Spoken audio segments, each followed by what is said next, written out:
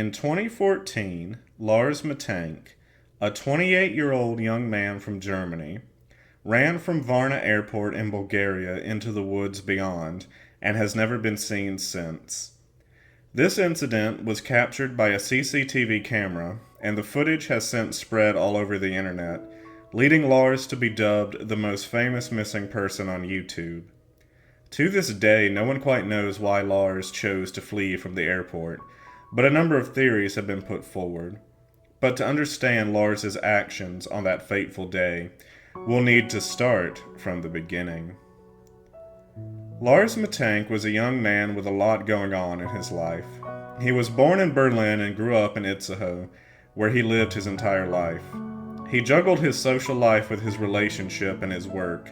He was an operator at a power plant, and after his father suffered a stroke, he often visited his parents to help care for him. Lars didn't travel much for pleasure, but during one summer at the end of June 2014, he decided to take a vacation with 5 of his friends to Golden Sands, a seaside resort near Varna, Bulgaria. The trip would last for a week, and it would be spent relaxing on the beach, swimming in the pool, playing football, and going clubbing. For the most part, Lars was in a good mood during the trip.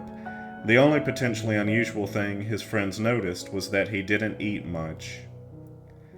On July 6, 2014, the day before they were supposed to return home, Lars and his friends were at a bar in town, and Lars got into an argument with some other German nationals over football.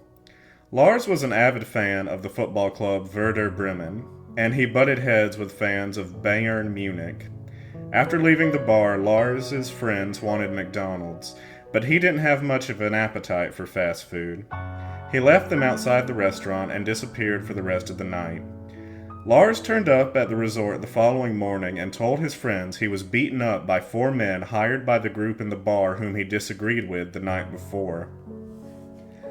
The fight resulted in Lars suffering an injured jaw and a ruptured eardrum. He went and saw a doctor who advised him not to fly due to his injury and prescribed him 500 milligrams of the antibiotic cefprozil.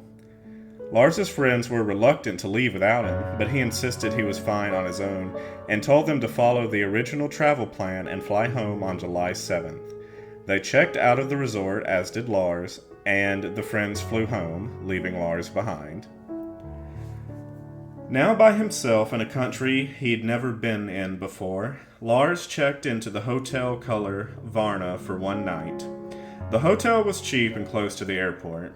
However, a day after his friends left, he began to act paranoid.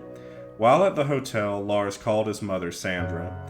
In a whisper, he told her that people were trying to kill or rob him, and that she should cancel his credit cards. Sandra was reluctant to do so, but to assuage her son, she called the bank asking if she could cancel the cards only temporarily. When she was told this was impossible, Lars told her to go ahead and cancel them anyway, assuring her that he could make do with the cash he had.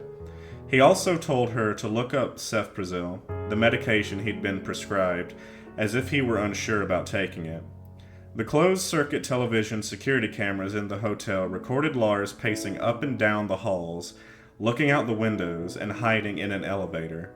At 1 a.m., he left the hotel before returning about an hour later, and it's not known what he did during this time. In the morning, he once again called his mother, telling her that the people pursuing him were getting closer. Lars was last seen at Varna Airport on July 8, 2014, the day that he was hoping to fly home to Germany. He texted his mother that he had arrived at the airport. He went to consult with the airport doctor, Dr. Kosta Kostov. Kostov would later describe Lars's behavior as nervous and erratic. According to the doctor, he told Lars that he was fine and could return home.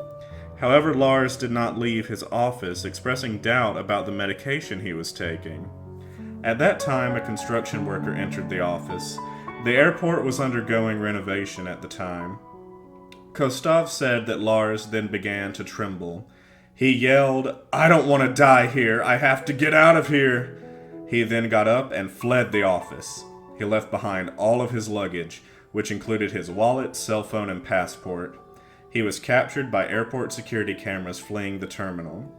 Once outside, he can be seen on the footage running away from the airport, climbing a fence, running into a meadow, and sprinting off camera in the direction of the forest near Bulgarian National Highway A2. He's never been seen since.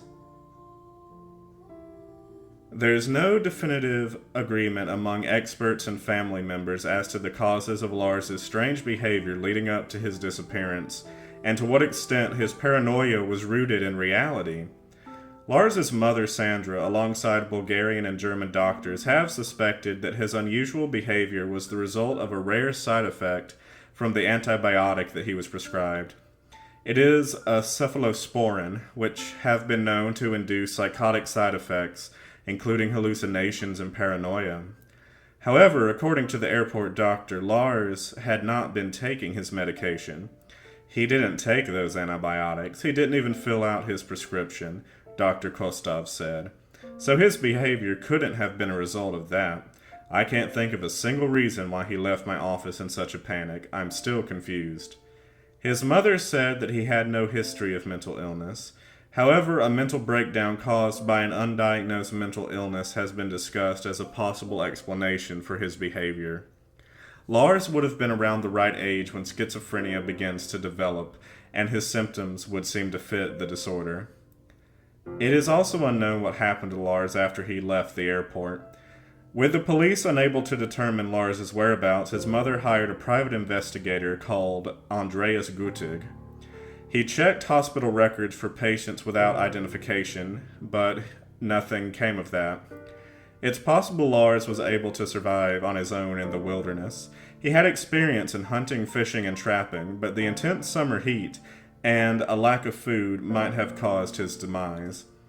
His mother has expressed belief that Lars is still alive, possibly having lost his memory. About a year after his disappearance, a truck driver thought he saw him hitchhiking in Varna. There have been multiple reported sightings of Lars in several other countries, but none have been confirmed. In 2019, a German truck driver gave a hitchhiker a ride from Dresden to Schildow in Oberhavel, Brandenburg. The driver became aware of the Lars Mittank case later, and he said that the man with him resembled an older version of Lars. The driver said that the man had long hair and a beard. He said that his eyes seemed tired and his cheekbones were prominent, but it's never been confirmed whether this was Lars. To this day, no one knows what became of Lars Mittank, and people come up with theories in perpetuity online. Me, personally, I lean towards him having a reaction to the medicine.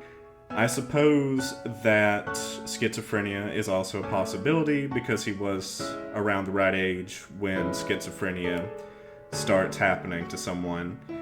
So, at the end of the day, we never will know for sure what happened to Lars. And hopefully we can bring him home one day, and hopefully he is still alive somewhere out there. And please keep Lars's mother and the rest of his family and friends in your thoughts. Thank you guys so much. Stay safe out there. And remember, don't get scared out of sorts.